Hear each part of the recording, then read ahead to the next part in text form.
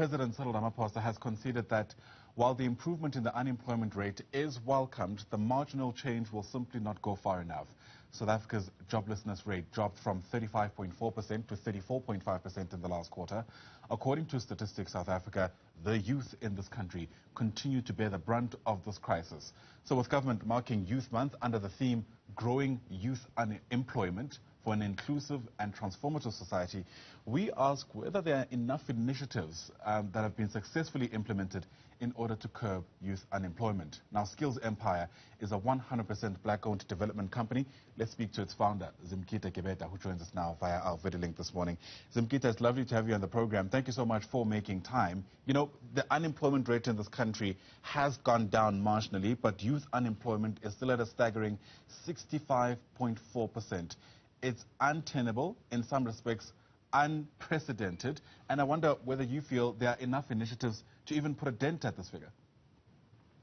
Hi, Ayanda. Thank you. I think there's a lot of initiatives. There's a lot of companies such as ours that work towards youth development, but the issue is we're all working in silos. There's not enough collaboration. If we were all to work together, the dent would be a bit more marginal, there'd be a bit more of a dent towards this crisis.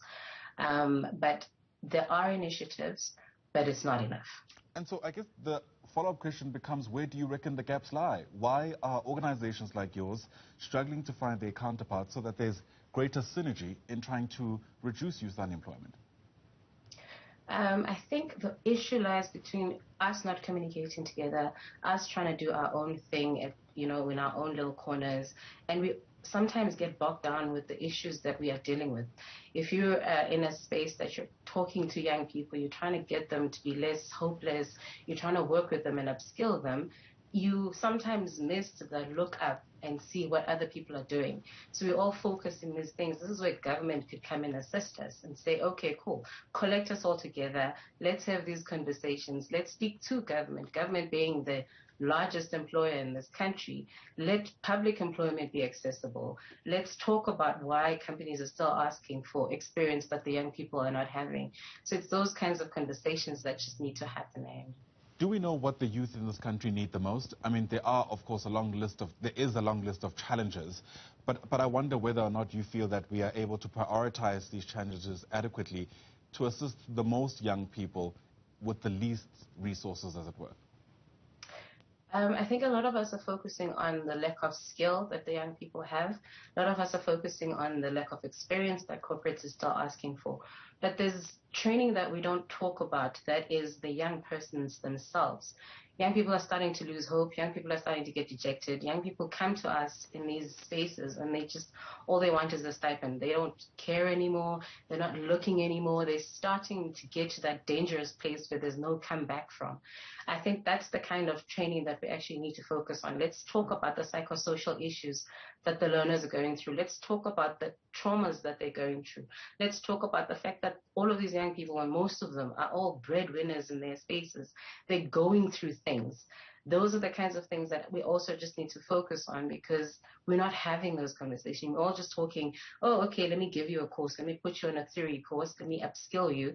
That's great, but it's not enough. Let's talk about what is the block between you and dreaming again. What is this block that's standing between you and actually doing this for yourself? They could be doing their own side hustle, working on being their own employers at this point, because I think that's, where the answer lies. Yeah, typically you hear the saying that, idle minds get up to a lot of trouble, but you're touching on the level of disillusionment that we've seen among some young people in this country, and I wonder how much of a crisis you feel that is. In other words, are you just seeing warning signs of a future disaster, or is it a bit too late to ask that question?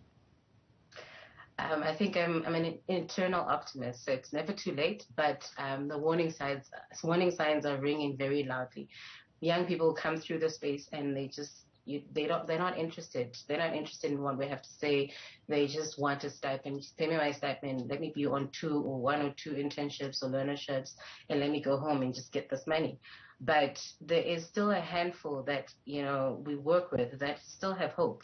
I still want to work in a corporate company. I still want to own my own thing, and it's those tiny little conversations that we chip at one day at a time, and there's never just no hope. Yeah. typically, what governments do is try change the landscape through policy. You know, companies, for instance, are made through obligation, typically from the government, to have a certain ratio of young to not so young people in their companies. I wonder to what extent you feel that would work in a context where other policies, such as Triple BEE, for instance, have come under fire for only benefiting a select few, when quite frankly it was meant to be a more of a broad-based intervention.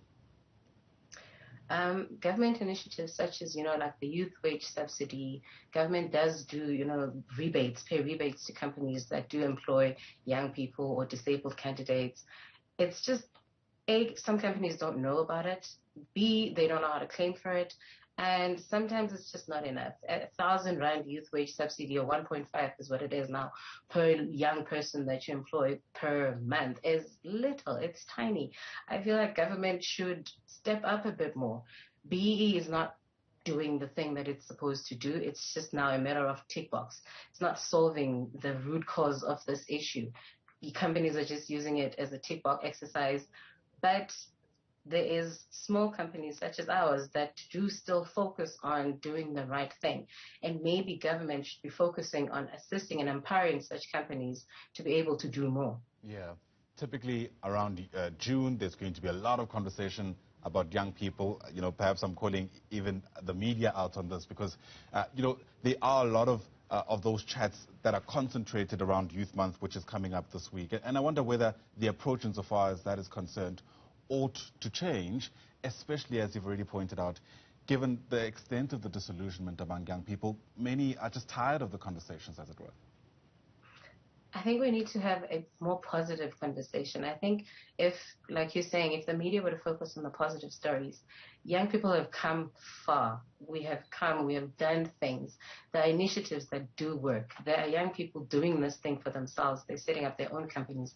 They are in turn becoming the employers. There are nice, beautiful stories that are happening that we don't focus on. We're just focusing on the negative all the time, and that just perpetuates this disillusionment. So if we were to focus and change the narrative of the story to say, look, there are a lot of micro or nanopreneurship's, small, tiny little companies that are made by these young people that are hiring the next young person. These companies that are changing the lives in their communities. I think if we would focus on those stories a little bit more, especially with Youth Month coming up, let's talk about how great our young people have done. Let's talk about the good things that they have done so that rubs off on the next person and it just creates this domino effect of hope. Zimkhitha Gebeda, thanks very much indeed for speaking to us. A lot to think about as we march towards Thursday. That's when Youth Day is going to be commemorated in this country. And I wonder how many young people feel there's anything to celebrate given their plight in South Africa. Zimkhitha is the founder of Skills Empire, a black-owned development company.